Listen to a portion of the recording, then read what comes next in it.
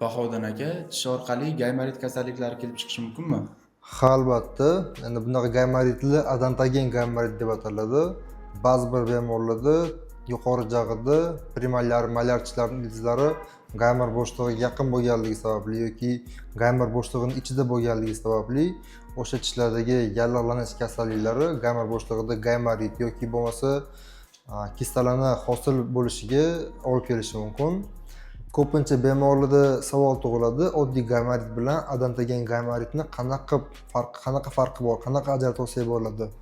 Endi odontogin gaymaritli har doim bir tomonlama bo'ladi.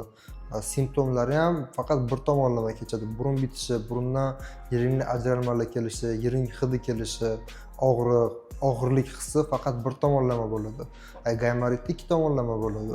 Bunaqa holatlarda mutaxassislar 3D rentgen yoki ortopontomogramma bemorga buyuradi va natijalarga qarab oxirgi diagnoz qo'yiladi.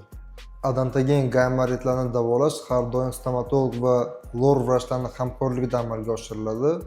Bunda birinchi o'rinda bemorni bezovta qilayotgan simptomlar bartaraf qilish uchun lor vrach gaymar bo'shlig'ini yuvib tozalashi kerak bo'ladi va shu bilan parallelni stomatolog sababchi tishni aniqlab, agar davolashning iloji bo'lsa uni davolab, agar davolashning iloji bo'lmasa uni olib tashlashi ham mumkin.